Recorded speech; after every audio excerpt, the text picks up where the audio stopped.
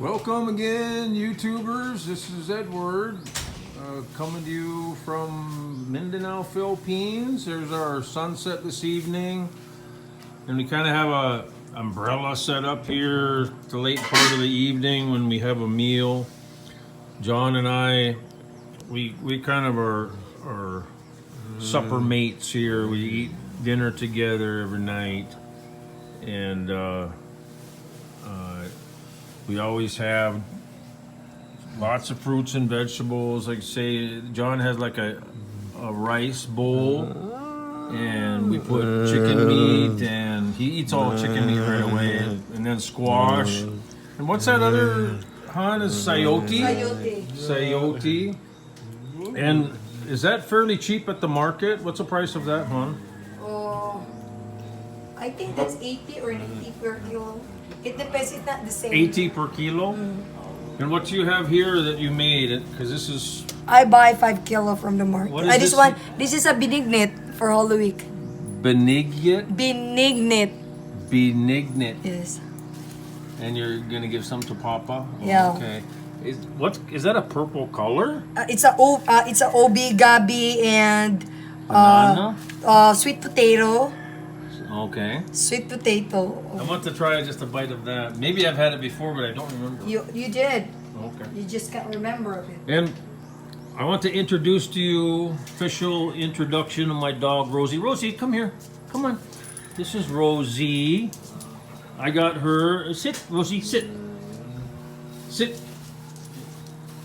She's very, very trained dog. I got her. Stay there. Stay.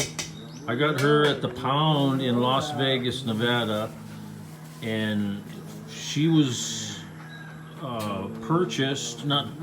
Yes, you do have to purchase something when you get a dog from the Pound. It's like $200 because they spayed the dog and give him all the shots and stuff.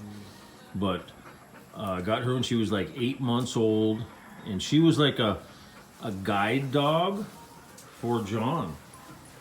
So they slept together when Rosie was young until Rosie started getting older, and then she started tearing up his sheets and stuff in his bed. So I had to stop that after a while. But for 3-4 months there, you guys slept together, didn't you, John? Yeah. Yeah. Are we buddies for? Yeah.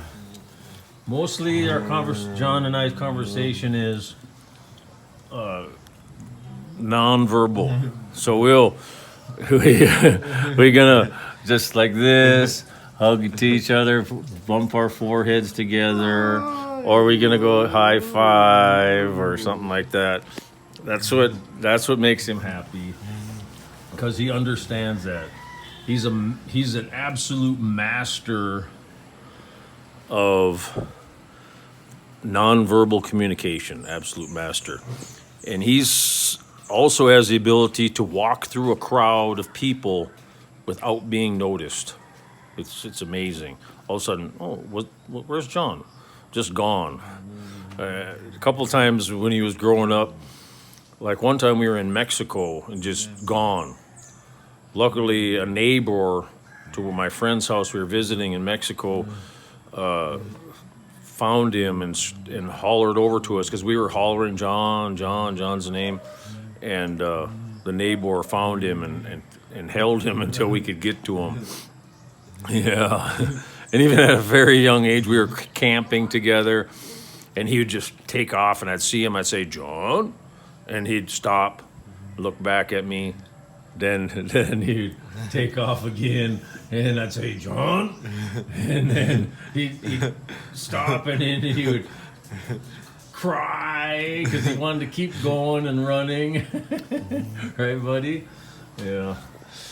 Yeah, so then there was one other time when Tammy and I and Desiree, that's John's older sister, we went to, it was like a Disneyland park. It was somewhere, I forget the name of the park. I don't know if it was Universal Studios or something. One of those kind of parks where he was in a secured, with a security, even has one of those gates, metal gate things, and it was a secure area for children. And because I had to go to the restroom, and his mother and sister was in there with him, but he was taking off playing and all the children stuff there. Next thing you know, he slipped through everyone without them seeing, slipped through the gate and got out into the park. And so we spent an hour, got a hold of park security, and everyone was just scouring the place looking for him. I thought maybe he had jumped in, because he loved water, right? I thought he jumped in the water and would drown or something, you know, the thing that goes through a parent's mind, especially when they have a disabled child. And finally he was found. A couple in the park saw that it just wasn't right, that he was an autistic child, and grabbed him and gave him to security. And then they took him to the security place, and then they announced our name over the loudspeaker, so we went there.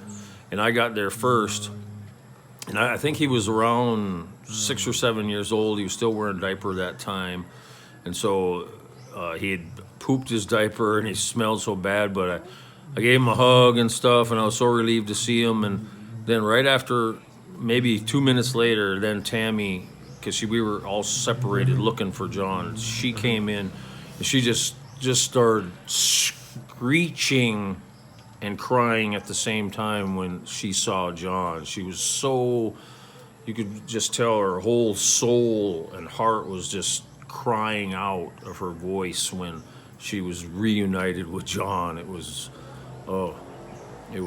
she was so relieved, right, that he was found okay. So anyways, that's about John and I's bonding, what we do every evening, eat together. And then this is what I prepare for Rosie. If I have chicken, I'll pick all the gristle and all the parts that she can eat and put it on a little bit of rice.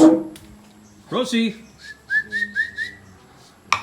And I take that, and I have dry dog food. I'll get almost a full cup of that dry dog food and water. Rosie!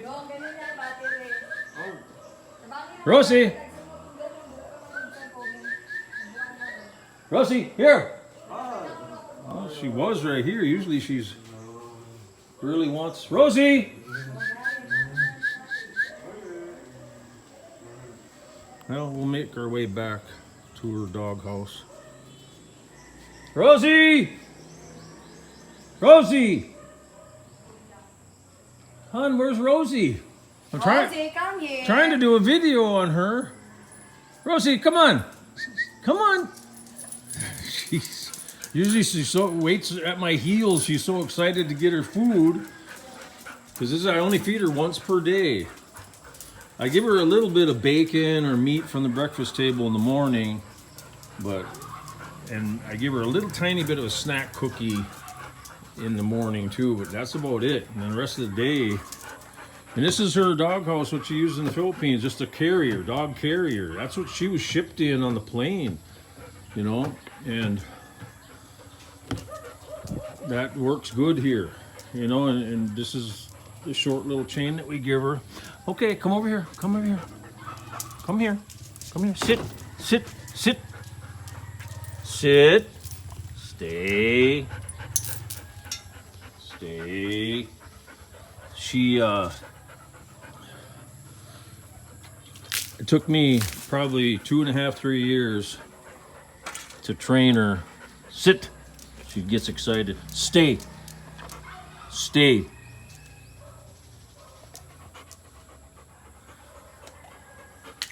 She gets all excited, of course, like all dogs, right, when it's feeding time.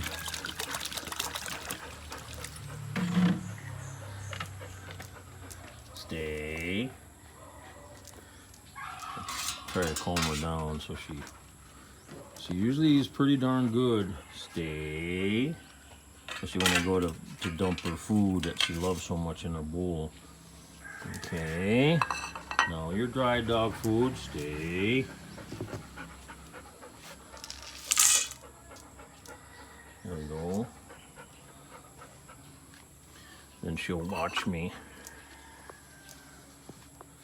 So she's been, like I say, it took me about 3 years to train her. Stay. And she will stay there and will not move. I'll even go out of her sight. Watch this. See, I'm completely out of her sight right now. See, she's still there. Good girl. Go get it. There you go. That's the well-trained dog. Like I say, I went through hell and back training her for about 2.5 years when she was young. Round and round. She's half German Shepherd, half Pit Bull. She's killed 6 or 7 dogs, about 9 or 10 cats, and what else has she killed? She's killed birds. I mean, it's amazing. I mean, she used to be a killer, but lately, this last year, she's just blown my mind, because I'll go outside the gate out there in front of the store, and she won't even, if a dog goes by and is scared of her reputation, because most of the dogs know her reputation around here, she might chase after it just a real short lunge, and then just to make it run, just so it's like, ha ha ha, I made you jump. But other dogs now, she's become actually friends with 3 or 4 of the neighbors' dogs here now. That's a miracle. Yeah, it is a miracle, because she, like I say, she's killed so many dogs, it's unbelievable. In the U.S., oh my God, she's very brave. Yeah. Fighter. Oh yeah. And when after about the time I trained her in Las Vegas, we had a dog across the street that would just bark. It was a huge Rottweiler or something. And I got so sick and tired of hearing that dog bark. I wanted to bring Rosie over there and just let Rosie fight it. But it was behind the gate, as our neighbor too. I didn't want to, but I just wanted to see what Rosie would do, bringing it over right at the fence, right where that other dog was. And that other dog just trying to rip us. If we would have opened the gate, it was like it wanted to rip us apart. And I bring Rosie over there, right? And I swear, her head is right like this to the other dog with the fence in between, right? And Rosie is completely calm. Just not even one reaction or flinch or fear whatsoever. Complete fearlessness. All she's doing is looking up at me, like asking me, should I take this dog out here? Should I take him out? Just say the word. I'm serious, just like that. It's not even a flinch. I've never seen a dog in all my years that I've ever owned, or another person's dog, that had, she come from where? She come from a prison where within a couple weeks she would have been dead if we wouldn't adopted her, right? So she was already on death row. But who knows what kind of stuff she had to go through when she was 8 months old in the pound, right? Good luck. So yeah, I love her. I know I'll never have a better dog than her in my entire life. So anyways, I'll let you guys go. That's just an introduction to my dog Rosie. She is a killer, but in her old age she's become kind and wants to make friends, and I guess that's maybe how we all get when we get so old. So anyways, all right, YouTubers, take care. Love you guys. So long.